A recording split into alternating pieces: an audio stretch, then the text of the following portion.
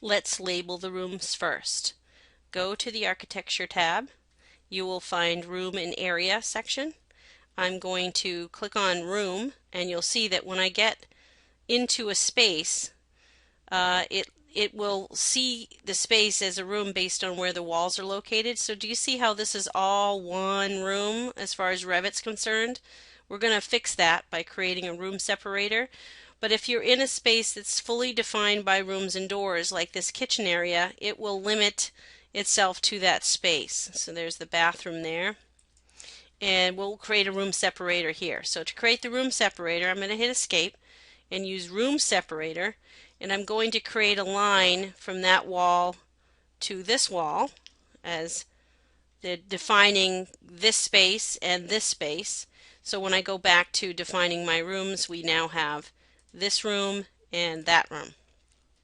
Okay, this is the kitchen, and so all I have to do is click on the room tag and type in with caps lock on kitchen. I think we call this dining / family room. And this one is living, or great room rather. And this one is bath. Okay.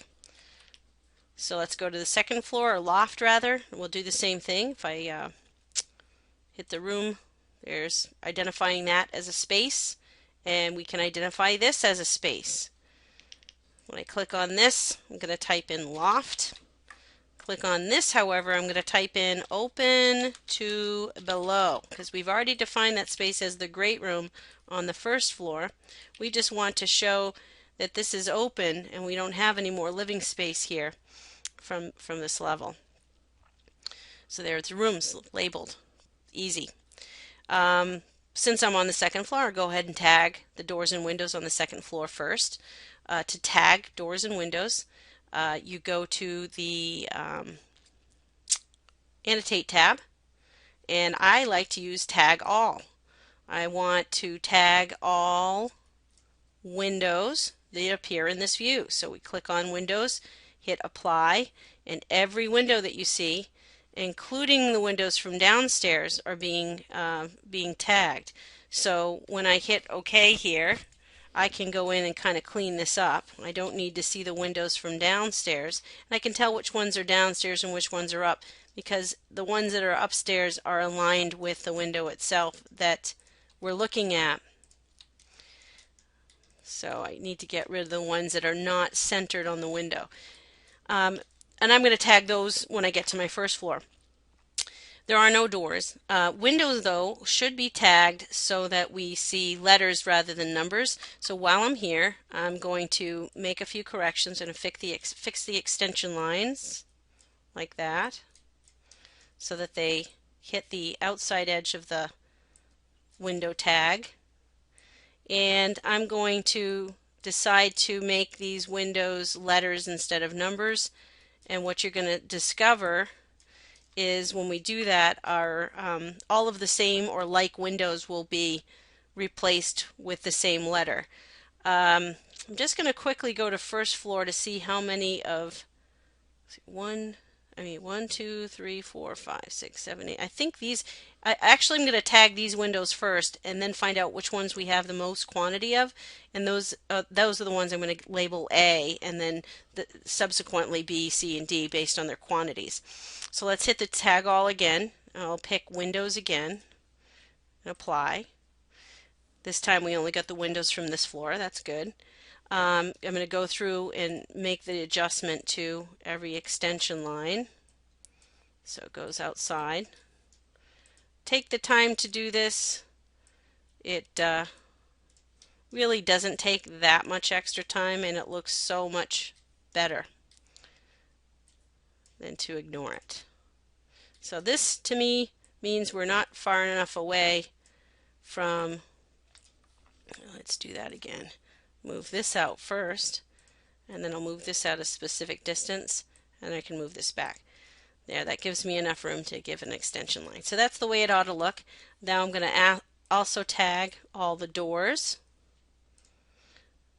And then we've got everything that we want tagged. this is an opening. We're going to deal with that actually by placing dimensions. We should dimension the opening to the edges, and we can move that so that that number is nice and clean. That looks great. Okay, so that's how we can take care of that. Okay, so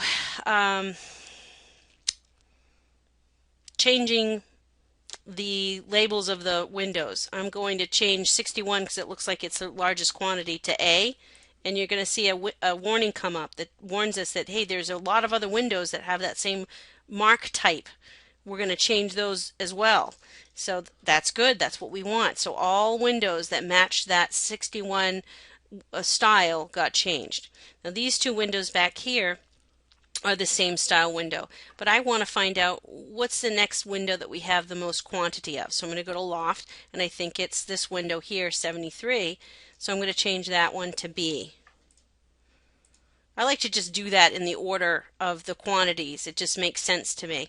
So we have 62, which might be the same size as these down here. They are. So we're going to change 62 to C.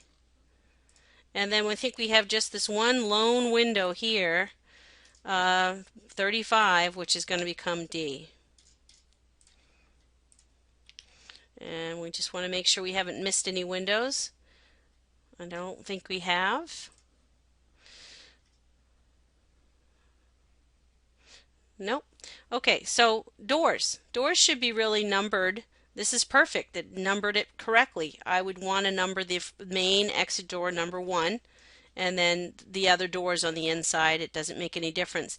When there's so few doors, though, I think it probably makes sense for you to label them in some kind of order. So I'll do 2 here and 3 here. And if you have 30 doors, you don't have to worry about making sure they all go in order or they don't skip any numbers. You just want to make sure you're identifying the most important doors as the first ones in the series. So to me, exit doors, egress doors are the most important ones for us to locate. So there we go, tagging doors, windows, and adding room labels. And if I scroll down to my sheets, all of this is happening and updating within my sheets.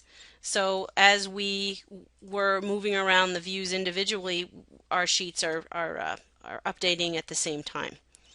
Okay, so in the next video, we will take a look at the section view in particular, I believe. Actually, with the time that I have left here, let's add a door and window schedule. I'm going to go expand the schedule and quantities, and I'm going to delete the ones that are there. So I just highlighted them, hit delete, and we're going to add some of our own and make them a lot more simplified. So to create a schedule, go to the View tab, and you'll find this little Schedules tool, and we're going to create a schedule quantities for doors. And what I want to include for the schedule quantity for doors is family and type and mark. And I want the mark to come first. So you see I can move these up and down. And I'm just going to simplify it, have just a real simple schedule for now. We can add to it a little later on. So I hit OK, and it's going to create that schedule. And if we expand this, we can see that what mark does is gives us the actual mark that's being used on the sheet. And then what family and type does is tells us what it is that what kind of door is actually being used. Now notice these aren't in ascending order, so I can fix that by going into sorting and grouping, and I want to sort by mark, but I do want to itemize every instance. So when you hit OK, then it gets sorted 1, 2, 3, and the doors now are in order. Now that door schedule I want to put on the first floor plan sheet, so I'm going to activate the sheet first, and then I'm going to drag and drop the door schedule onto the sheet. And there's plenty of room for it here. In fact, we can nudge this over, and I think we're going to have plenty of room for both the door and the window schedule, maybe over here in this corner. So let's do the same thing for windows. I'm going to go back to the view, click on the schedules, choose windows this time. And for windows, we want family and type, we want a count, and we want mark type, not mark, but type mark rather. Type mark has to do with the window type, not just the mark. And doors we identify by their mark. Windows we identify by their type, which is why all of the windows, when we relabeled one A, they all relabeled A. We want them to be identified by that letter, and we want a quantity given to us. So I'm going to take this type mark and move it up. And then the second thing I want to see is the count, and then we'll see the description. Okay? Now under sorting and grouping, for this one, I want to sort by type mark, and I don't want to itemize every instance, so I'm going to turn that off. When we see our count, we see there's 10 A-type windows, and we can see what type of window is and its size under family and type. So I'm going to drag and drop that onto my first floor plan as well. There's our window schedule.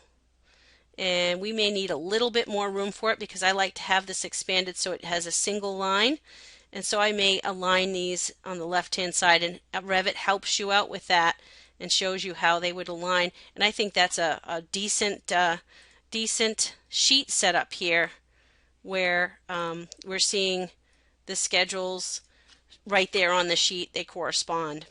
Okay, so that's it. That's how we tag doors and windows. This is how we read what those tags actually mean. And we've got our rooms label. So take a look at the next video.